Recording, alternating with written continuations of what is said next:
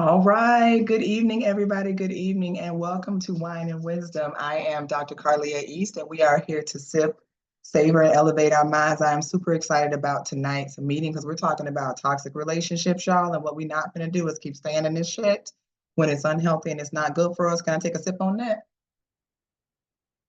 Hmm. Wait a minute. I got to take another sip on that because this damn pink Moscato got me feeling some type of way tonight. Let's do one more. Hmm.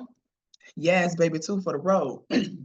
Like I said, I am Dr. East. I have been elevating resilience in women for over 20 years, helping to inspire them to conquer all that is important and embrace themselves and especially thrive through divorce, because that's what we're here to do, right, ladies? It's okay about being single, separated, never dated. It don't matter. It's about us finding our space and being comfortable in that space no matter when and how we get there, and recognizing that freedom is the most beautiful tasting fruit on this planet. And I am happy to be walking and marching and running to my freedom, and I'm gonna help y'all do the same thing.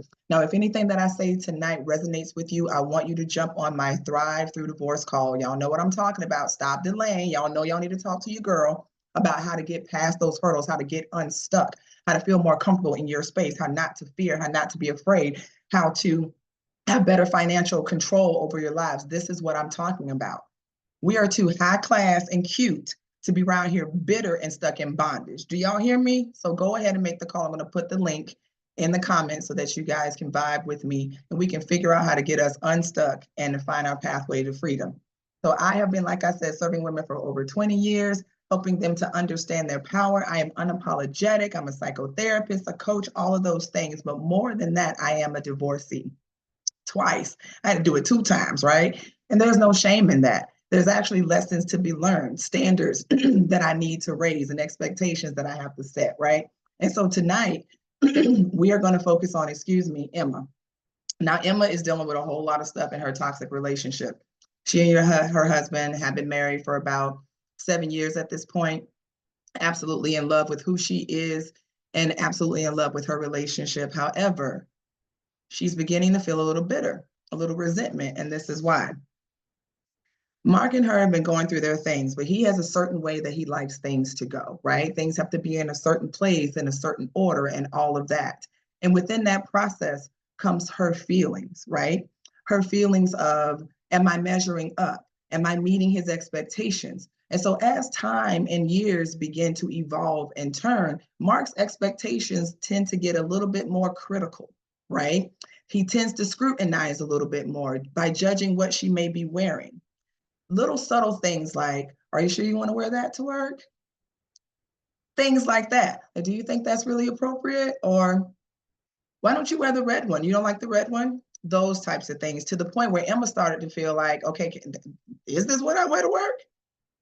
Do I want to wear the red one? Am I not able to make declarative decisions about how I dress anymore? But then it became to be more punitive. First, it was about her clothing, and then it was about her hair, and then it was about the way that she spoke or the way that she walked. And it was all of these different things became increasingly controlling her. He would criticize her appearance, isolate her from her friends. Literally, she would make plans to go hang out. He'd be like, cool, go hang out, do your thing. As soon as she gets out, he's calling, what are you doing? I miss you. Don't you think we ought to spend time together? Can't you cut your lunch date short? Can't you tell your sister and your girlfriends that you'll see them later? Isn't home more important? Isn't family more important? When she wanted to go out and do things and have activities with her girlfriends, he would give her the guilt trip of, you're not being responsible. You're being disrespectful towards the family. Isn't this something that you want? Isn't our family something that you need? When I tell y'all that this gaslighting, right, and mind tripping shit that happens in relationships, and let me be very, very clear. I'm using an example of a man and woman, but it can be woman on woman, man on man, and also the woman can be the one doing it to the man, but that's not what my expertise is in, okay? So I'm gonna focus on us women and how we are mishandled by other men and women, okay? So it became a point where she began to realize that her relationship was absolutely toxic. She hadn't seen her friends in weeks. She would begin to approach him with eggshell like steps. Is it okay for me to ask? And this is the point. Y'all hear what I just said? Is it okay for me to ask? That's the point I want to focus on. When you feel like you are needing to ask someone for permission, there's a problem there.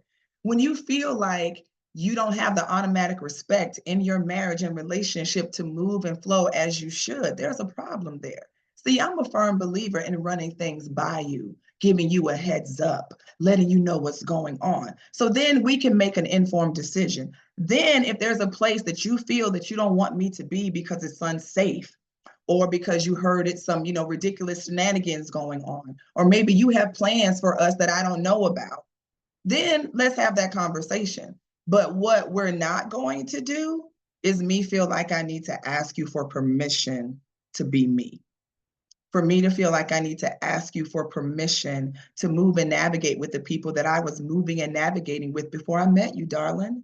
For me to ask you for permission to do basic things of humanity, such as be a well-rounded individual, go to plays, go to see the art, go to spend time with my friends. Those are things that are natural and normal for any healthy relationship. And guess what, Mark? You should be out doing your thing too. I need you to find some type of pool group and go shoot some pool.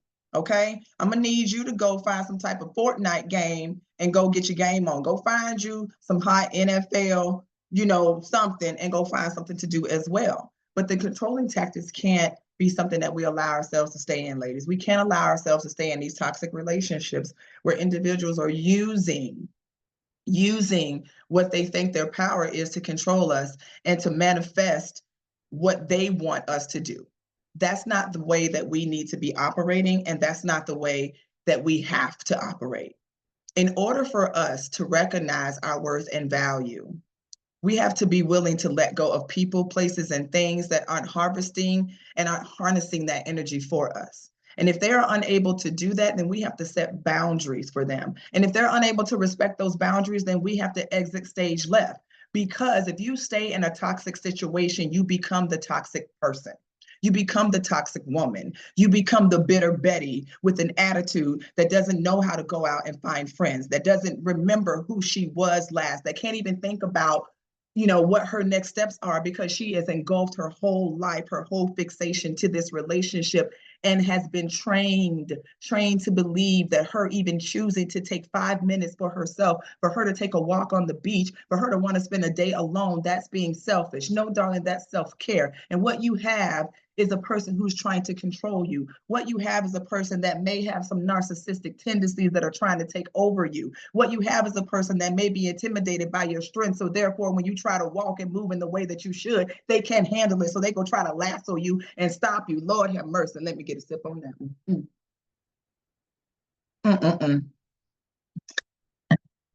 Not speaking from experience, but I'm speaking from experience. Y'all understand what I'm saying? So what does Emma need to do? I'm going to give y'all the nugget.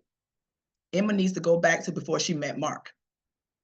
That's what I said. Emma needs to go back to before she met Mark. See, sometimes when we lose that woman inside of us that we love so much, and we're trying to figure out where the hell she went, and we're trying to figure out when the last time I baked that, when the last time I went there, when the last time I called that person. You know why? Because you left them. See, Emma left Emma when she got with Mark.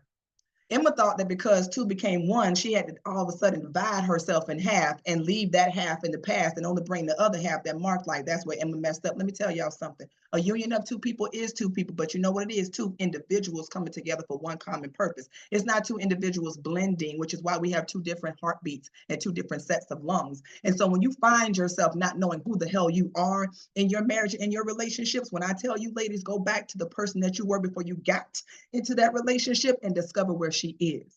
Where did she go? What were the things that she used to love to do, the foods that she loved to taste, the dances that she loved to perform? Where are those? And why isn't she dancing, eating, listening, and enjoying today? Because none of those are sinful. None of those should cause a divorce. None of those should cause someone to bring up the word divorce or to feel like you're not being a mom or you're not being a wife. None of that qualifies as anything but being a well-rounded individual and a strong, powerful person, which should be more attractive because now you stand up on your own 2 feet and you don't have to stand on his shoulders. Do y'all understand what I'm saying? Take that nugget. Now listen, if y'all felt what I was giving you, some of y'all living in these relationships where you're being criticized into submission, right? And you're in these toxic dynamics where your head is being played with, okay? And you're being gaslit all the time. And you're constantly being told you're not woman enough, you're not beautiful enough, you're not mom enough because you want to go out and enjoy, I'm telling y'all, I can help you release those chains and start breaking free from that. You need to step on a call with me. Let's vibe. Let's have a whole situationship with each other so we can get that toxicity out of your brain. And so you're able to speak it and spit it out and be clear about who you are, whose you are, and what you are not going to tolerate. Do y'all understand me? Now, I thank y'all for joining me for my wine and wisdom, but I want y'all to jump on this phone call with me because we've got to cultivate our empowerment. We've got to establish effective communication with our mates, especially if there's children involved. And we have to focus on our own self-development and getting back to the original self that we've lost while we were attempting to love with our whole being and not receiving the same reciprocity in return. Okay. So thank y'all for joining me tonight for another segment of Wine and Wisdom, where we sip and savor and elevate our minds. I am Dr. East. I have enjoyed giving y'all a nugget tonight and vibing with y'all. Take this shit seriously. It's time out for the nonsense, and it's time for us to step up and step out into the light, ladies. Y'all be safe and be blessed, and I'll see y'all again next week. Bye.